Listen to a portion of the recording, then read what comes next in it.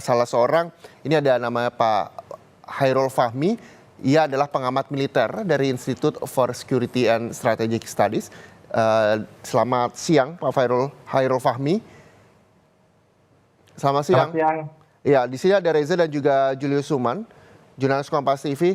Bisa diceritakan seperti apa tadi speknya kalau misal dari Mas Hairul Fahmi ini melihat bagaimana pesawat TNI AU yang jatuh dengan nomor ekor TT 3111 dan juga TT 3103. Anda melihatnya seperti apa?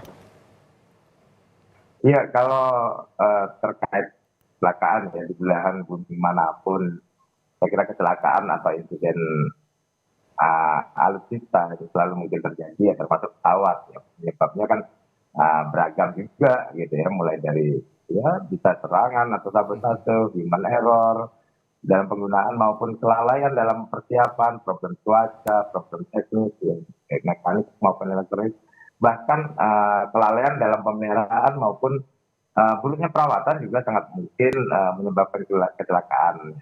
Nah, tapi terkait hal ini tentu saja kesimpulan baru kita bisa dapatkan ya setelah ada investigasi dari pihak terkait dan TNI AU dan mungkin KNKT.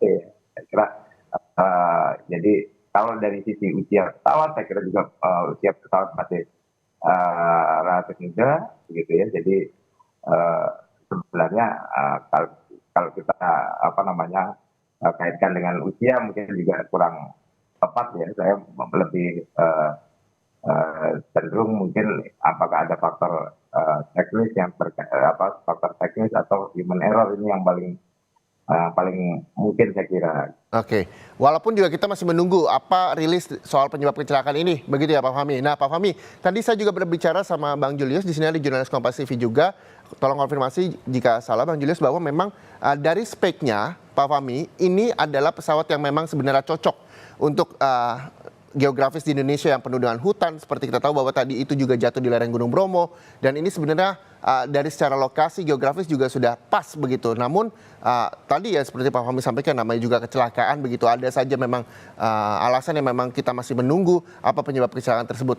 Betulkah demikian seperti yang disampaikan oleh Bang Julius yang memang juga sudah berkunjung ke pabriknya di Brazil begitu? Iya betul. Super Tucano ini EMB 314 Super Tucano ini kan memang merupakan sebuah pesawat latih lanjut ya, punya kemampuan counter insurgency atau pesawat anti perang gerilya gitu ya. Dan kalau dari sisi desain ya memang pesawat ini sangat pas ya untuk untuk mendukung ya misi pengintaian, terus kemudian dukungan udara maupun aktivitas tadi anti perang gerilya atau penempatan separatis misalnya seperti itu. Nah, jadi kalau kita lihat ya memang dia ya cocok ya untuk Indonesia karena bisa dioperasikan dari pangkalan dengan fasilitas minimal sekalipun ya, kemudian terpencil kok karena ini dia dibuat mudah lah dan multifungsi gitu ya seperti karena ini sehingga tentu untuk kebutuhan Indonesia yang memang bukan pesawat multifungsi ya saya kira cocok. Nah, masih bersama kami di Breaking News Kompas TV, kita masih akan membahas soal pesawat TNI AU yang jatuh di Pasuruan, Jawa Timur. Masih bersama dengan saya di studio ada Julius Suman, jurnalis Kompas TV, lalu juga sudah bergabung bersama saya juga melalui sambungan Zoom, pengamat militer dari Institute for Security and Strategic Studies, ada Hairul Fahmi. Mas Fahmi, tadi sebelum jeda iklan, saya sempat bertanya kepada Mas Fahmi dan juga Bang Julius, ini soal maintenance dari pesawat tersebut. Dari lihat pesawat tempur buatan Brazil, idealnya maintenance itu berapa lama, Pak Fahmi? Ya kan ada berbagai macam bentuk pemeliharaan pesawatan ya. Itu ada pemeliharaan yang sifatnya berkala ya. Dalam jangka waktu tertentu dilakukan pemeliharaan ya, secara menyeluruh begitu ya. Kemudian ada juga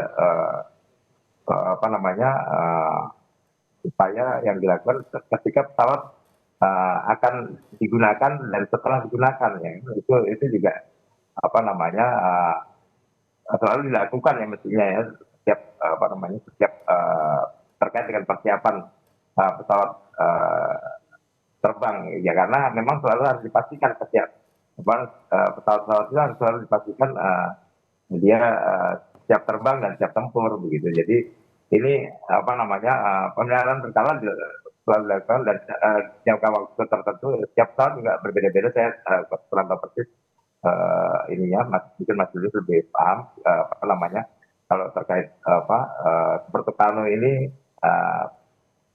jangka waktu berapa lama dia harus misalnya katakanlah menjalani proses pemeliharaan perawatan di MRO.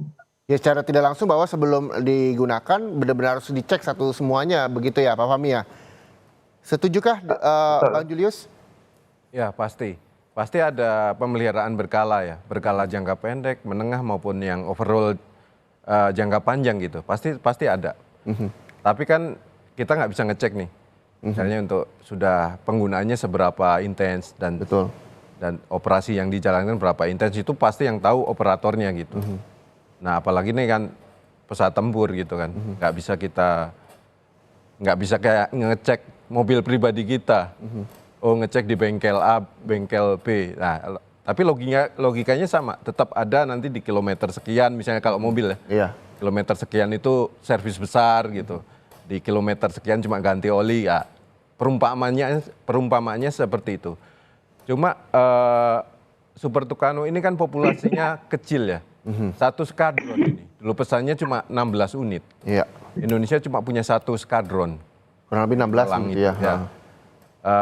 Artinya kan segi pemeliharaannya nggak bisa.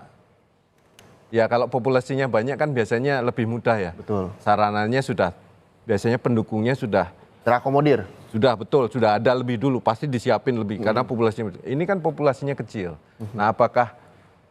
Nah, dia harus juga bergantung dengan pabrikannya. Karena ini pesawat yang dibikin Brazil, PT-DI-nya Brazil, Embraer. Nah, kita harus punya hubungan dengan Embraer harus Pabriknya begitu supaya ya. kontinu kan suku Betul. cadangnya dan sebagainya. Supaya pemeliharaannya itu terjaga kan kita tetap harus ada suku cadang yang diganti dan sebagainya. Oke, Gitu. jadi memang harus terus berkomunikasi dengan pabriknya begitu ya, Betul. karena untuk maintenance memberikan mesin-mesin dan juga semua peralatannya harus bawaan dari pabriknya. Nah, ini kan pesawatnya nggak nambah lagi kan sekarang, Ya. malah berkurang nih sekarang. Populasinya udah kecil, Betul. 16 sekarang mungkin 10 atau 11 nggak tahu. Itu juga memang menjadi pertanyaan dan belum ada statement apapun dari pihak TNI AU. Ya. Kita juga akan mendalami itu.